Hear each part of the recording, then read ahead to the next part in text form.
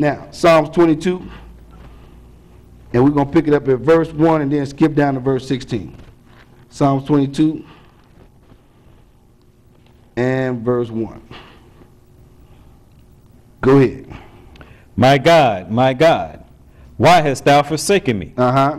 Why art thou so far from helping me and from the words of my roaring? So now, whoever this is, they're making a statement, my God, why hast thou forsaken me? Okay? But now, we're going to look at what plight he's going to go through to put a nail on the coffin to point out who he's talking about. Okay? Now, skip down to verse 16.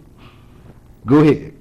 For dogs have compassed me. Uh-huh. The assembly of the wicked have enclosed me. Uh-huh. They pierced my hands and my feet. So now, we know whoever this is, they're going to have their hands and their feet pierced. Okay? Go ahead.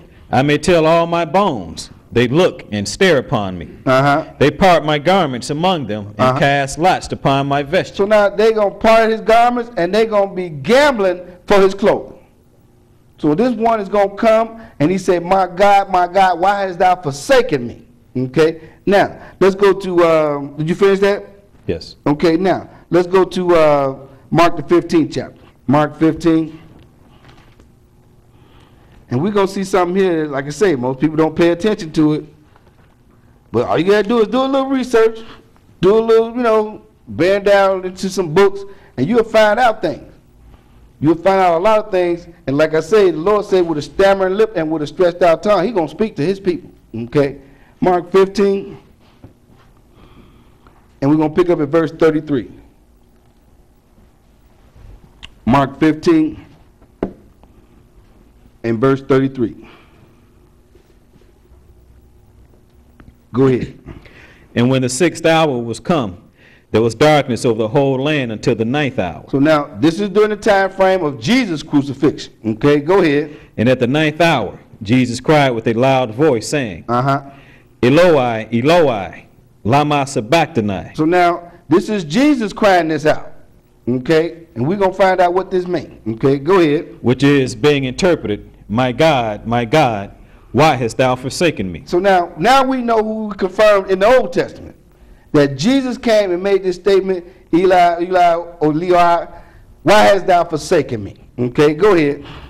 And some of them that stood by, when they heard it, said, Behold, he calleth Elias. So now, they said they thought, because they hearing it, and they hearing the language that he's speaking it in, and they say he must be calling for Elias, which is the Greek translation for Elijah.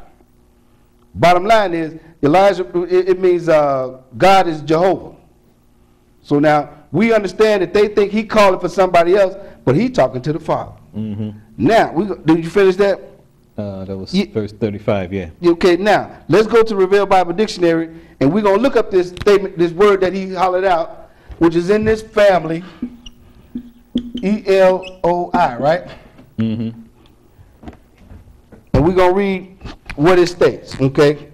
Go ahead.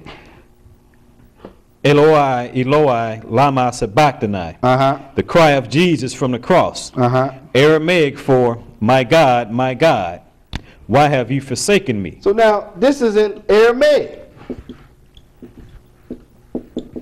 But we know they were speaking Greek in the New Testament, right? But God pronounced it to them in the Aramaic language. So is he speaking to them with another tongue? Yes, he is. Because you can go back to the other one, it'll say the word Eli. Bottom line is, Eli means one that exalted. But here we know it's Arabic, and it was a statement that the Lord made. So if he speak to you, he's going to speak to you in the language that you in the land of listening to. Plain and simple. Because they thought immediately it was Elias. But he was calling on the Father. Okay, go ahead and finish that. Jesus was quoting Psalms 22 and 1. And that's what we read. Okay, go ahead. The first verse of a messianic psalm associated with the suffering of God's anointed one. Is that it? Okay, so now we know that it was a different language. Because when people say, the Old Testament, the New Testament is all Greek, we're seeing a mixture here.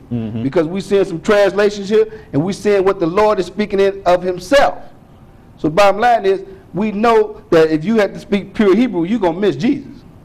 Because he's quoting something in Arabic, and you ain't going to understand what he's saying. So one way, shape, form, or fashion, you better find out what's being said. But it's being interpreted for us, which is said, in Psalm 22nd chapter, my God, why hast thou forsaken me? Why was he saying? He was in the flesh. But he knew he was going to come and make that same statement.